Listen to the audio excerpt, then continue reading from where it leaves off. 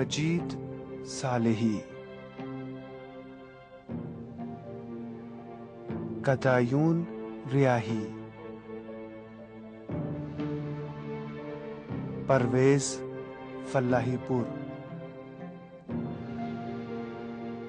रामीन नासिर नसीर, इस्माइल सुल्तानियान,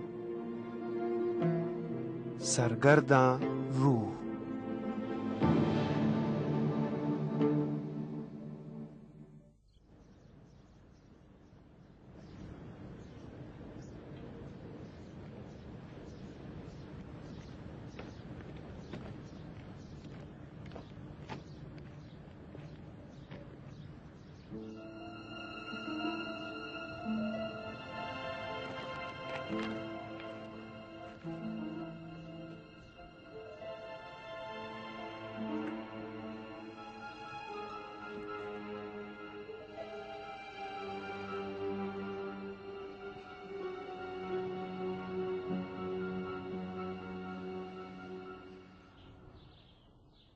मैंने बहुत गलत किया है, लेकिन अगर वापस ना आती और तुम्हें ना बताती तो मरते दम तक खुद को माफ ना कर पाती।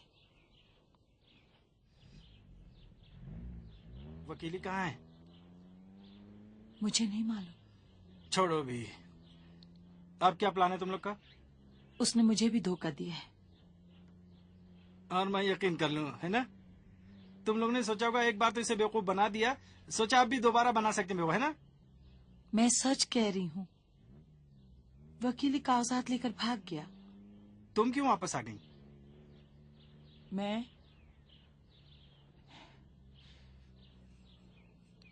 मेरे लिए कुछ नहीं बचा।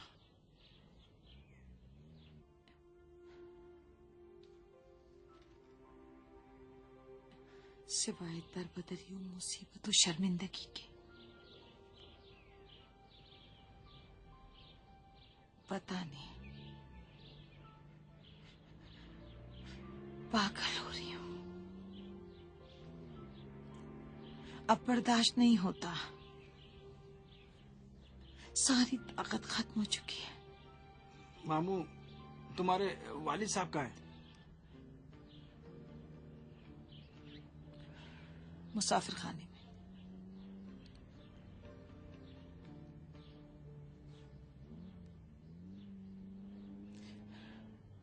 तुम्हें अपनी सच्चाई का यकीन दिलाने के लिए मैं रुबाबे की तलाश करने में तुम्हारी मदद करने में तैयार हूँ। वसीयतनामे क्या हुआ? वकील ने उसे जला दिया।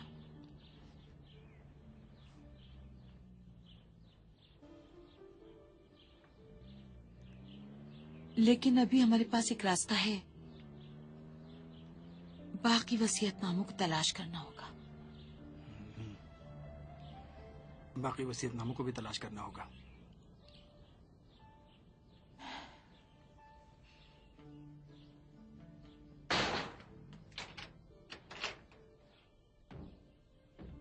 जलाल साहब, खुदा की कसम सच कह रही हूँ, हम मिलकर रुबाबे को तलाश करेंगे। तुम फिर झूठ बोल रही हो। तुम समझती हो कि मुझे कुछ समझ में आता? बच्चा हूँ मैं। तुम बाकी के वसीयतनामे तलाश करके फिर भागने के चक्कर में ताकि तुम दोनों की सारी परेशानी खत्म हो जाए। अच्छा, तो मैंने क्यों तुम्हें खुद को यहाँ बंद रखने दिया? तुम्हें यकीन आ जाए इसलिए? नहीं, इसलिए कि मुझे फिर से बेवकूफ बना सको। नहीं नहीं, खुदा की कसम मत खाओ। मैं कहता हूँ कसम मत खाओ।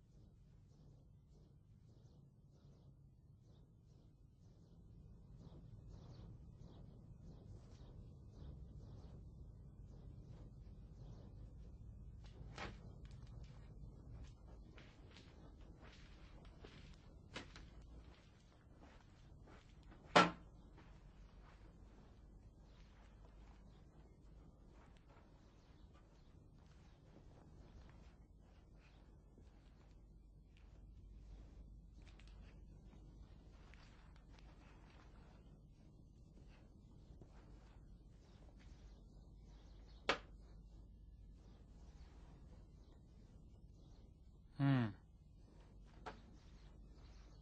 हम्म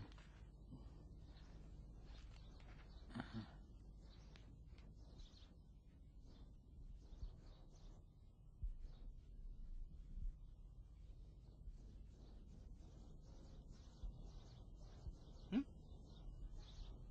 हम्म हम्म?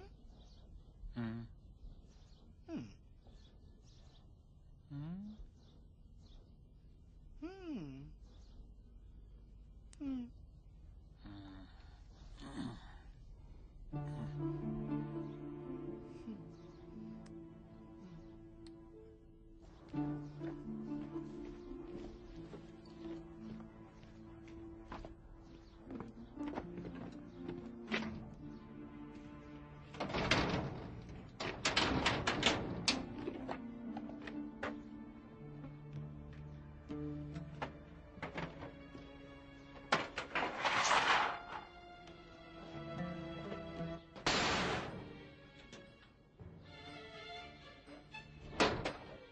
जलाल,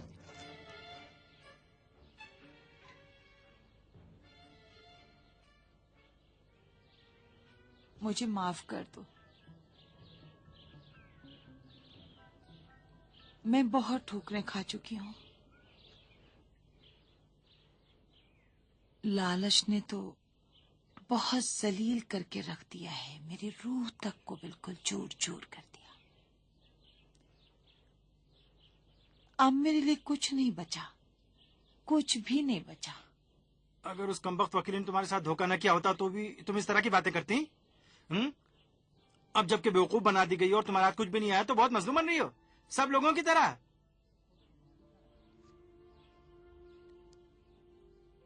सफर, तुम तो खुद ही गवाह हो। खुदा भी गवाह है। फिलहाल इसे यहीं रखा जाएगा।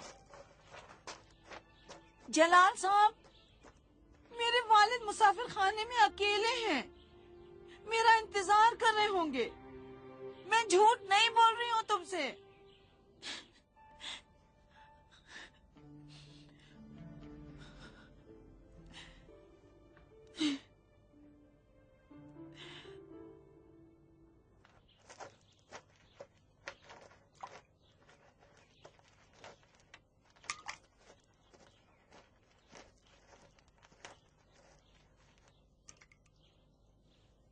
सारी गलती मेरी ही है। लेकिन तुम अभी जिंदा हो। जैसे ही वसीयतनामा मिला था मुझे रबाबा की तलाश शुरू कर देनी चाहिए थी, लेकिन बुरा हो कि उस वकील का उसके चक्कर में पड़ गया। लेकिन अब वक्त की कीमत का ज्यादा इल्म है तुम्हें। कैसा वक्त? अब मैं क्या कर सकता हूँ? तुम्हें अच्छी तरह से मालूम है। मुझे कुछ नहीं मालूम है। सिर्फ एक बात जाननी चाहिए, वही सबसे अहम है। मुझे क्या जानना चाहिए? यही कि असाए मूसा तुम्हारे हाथ में है। अभी जिंदा हो और मौका है यही जानना चाहिए तुम्हें। इसी की अहमियत है।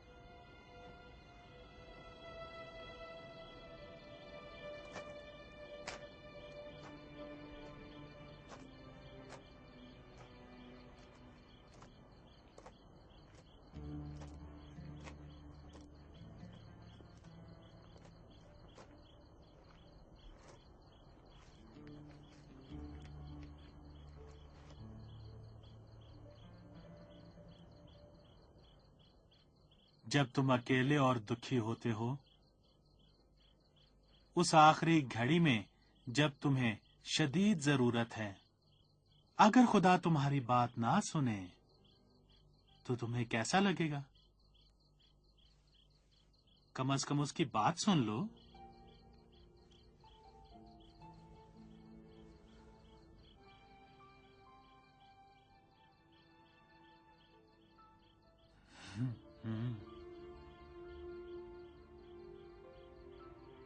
किसी औरत के अकेले रहने का मतलब क्या होता है जानते हो? ये दुनिया भेड़ियों से भरी हुई है। जानते हो इसका क्या मतलब है?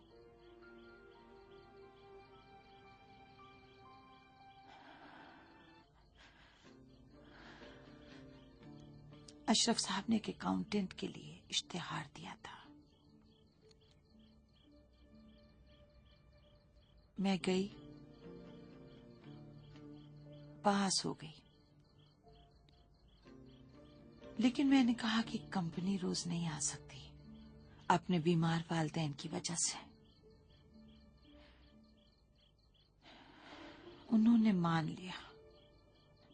कुछ दिन तक आना जाना रहा। उन्हें मेरे हालात का इल्म हो गया। उनका इसरार था कि मैं कहीं शादी कर लूं। कई अच्छे रिश्ते भी लाए, लेकिन मैं इनकार करती रही।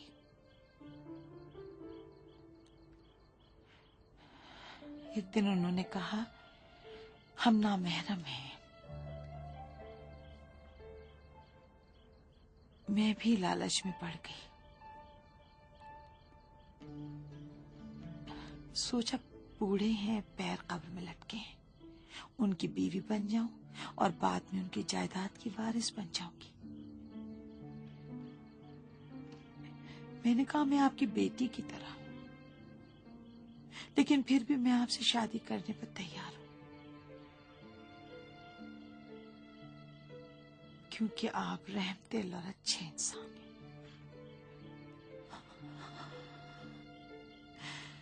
वो मान गए, इस शर्त के साथ कि किसी को पता न चलने पाए। 14 सोने के सिक्के मेरे मेहर करार पाए। 3 महीने भी नहीं गुजरे थे कि मुझे एक जाली मुख्तारनामे के साथ रंगे हाथ पकड़ लिया।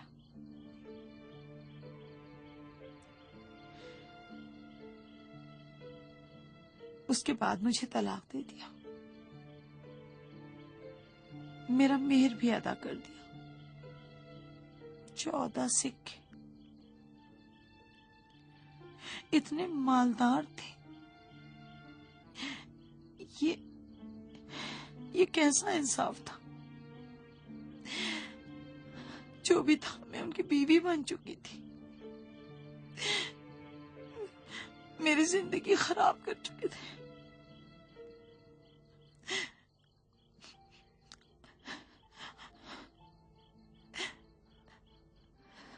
अम्मी तो इसी गम में मर गई। अब मैं बची थी और एक बीमार बाप और एक तारीख मुस्तकबिल, और अब सब कुछ तुम्हारे सामने है।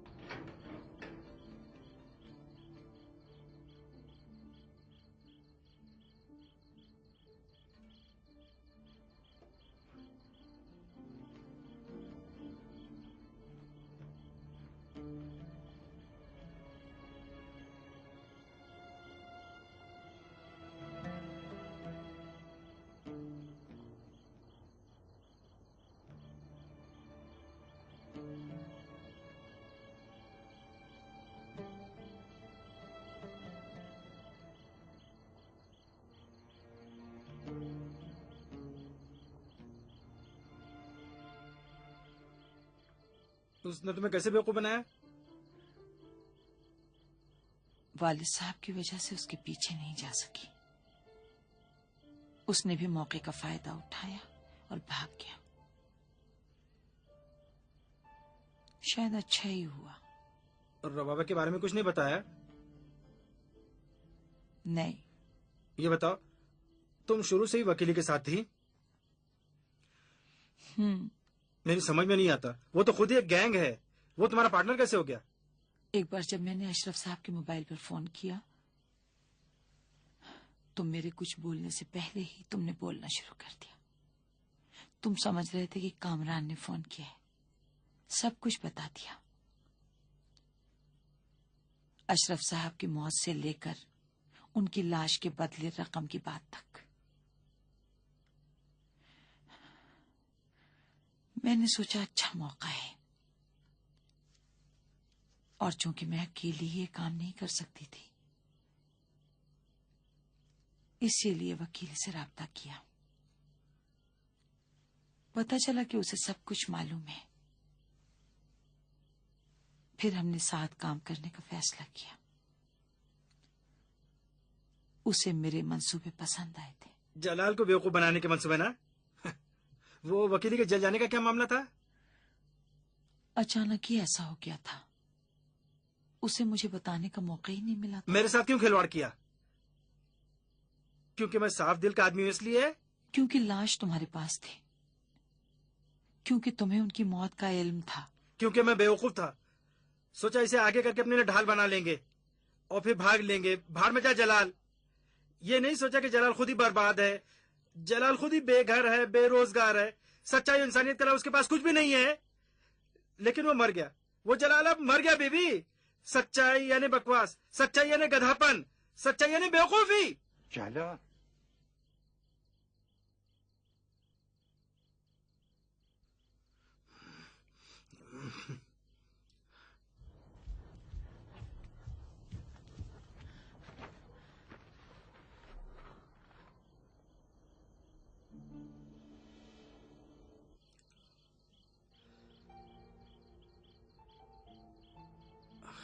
अशरफ साहब, बस मैं थक गया।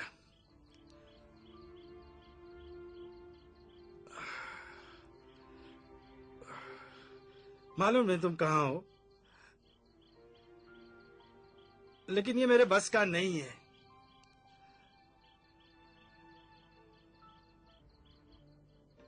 अब मैं तुम्हारी मदद नहीं कर सकता।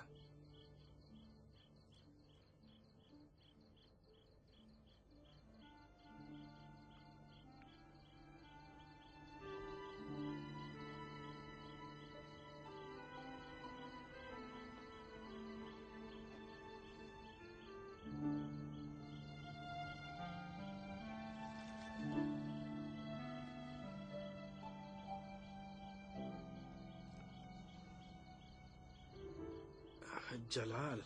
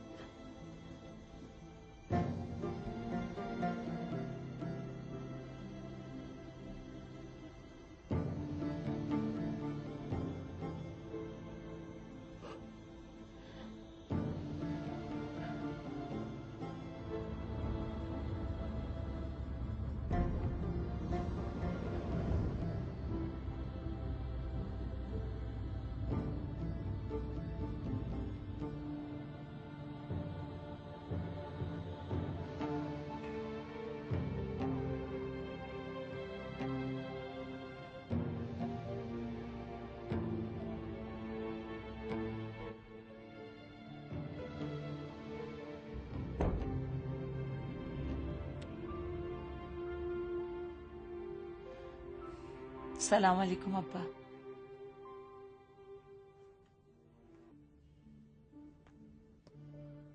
अस्सलाम वालेकुम मामू। क्या हाल है लड़के?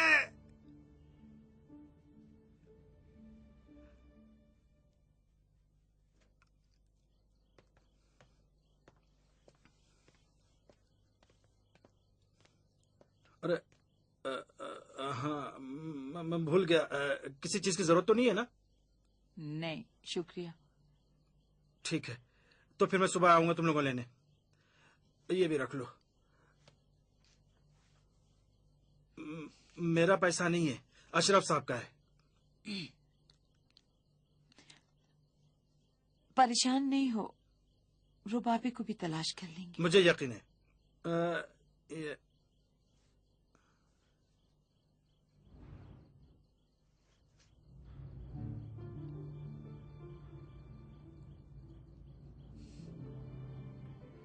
कमबख्त वकीली ने मेरे लिए कुछ भी नहीं छोड़ा। जानता हूं, लेकिन उसे भी ढूंढ लूंगा।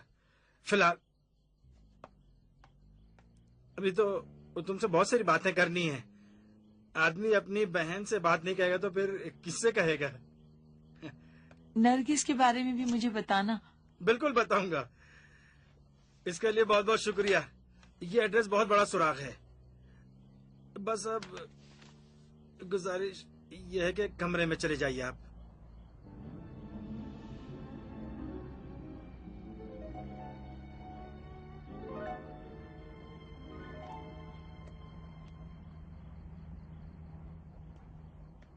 आ गए? अब पूरी तरह भरोसा हुआ? हाँ भाई आओ। अच्छा बताओ कहानी क्या है? अरे नरगिस कुछ पता चला? नहीं कुछ नहीं। जरा सूरत तो दिखाओ। मुझे मौत आए, नरगिस की कसम कुछ पता नहीं है। मुझे भी इसकी फिक्र है। मैं बहुत ज्यादा परेशान हूँ भाई। तुम और क्यों परेशान कर रहा हो? आओ भाई। ओफो, ये क्या बात हुई? चक्कर क्या है?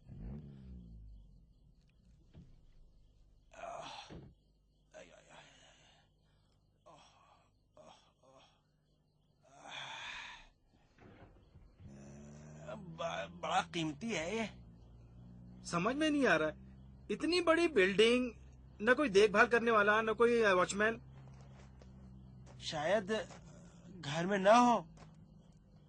देखो, इस सूरत में से हम से किसी को पहरा देना होगा। कभी न कभी तो वकीलिया उसके ग्राहकों में से कोई ना कोई इधर का रुख करेगा ही।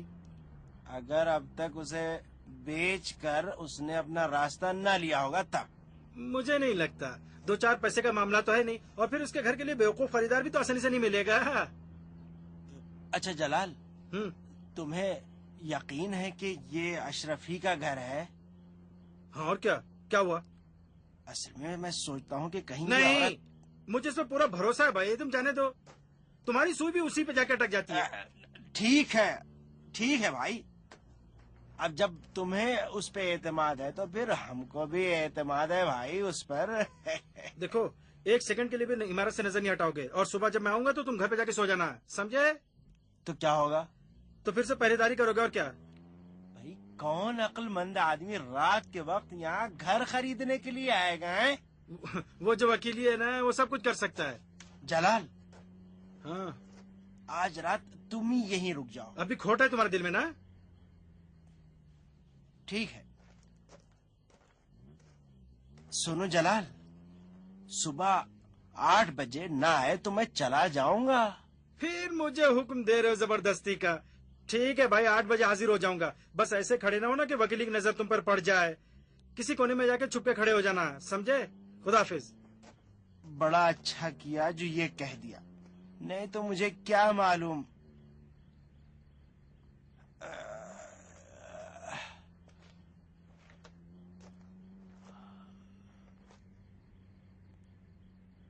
अरे क्या फूटी किस्मत है।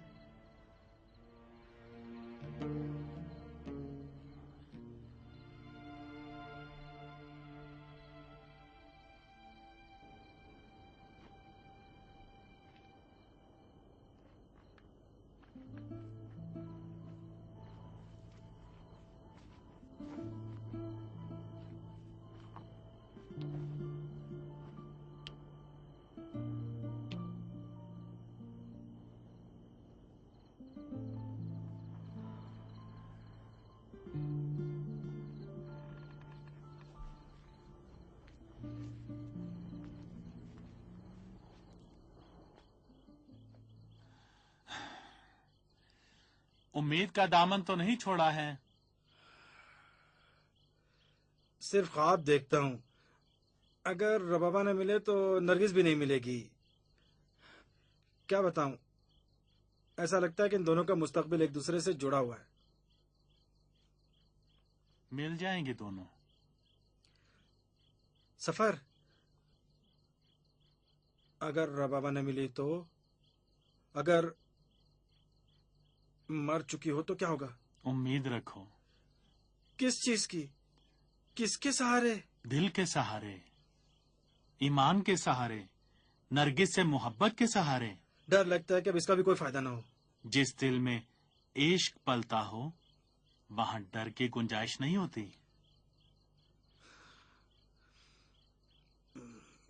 मैं बहुत अकेला हूं,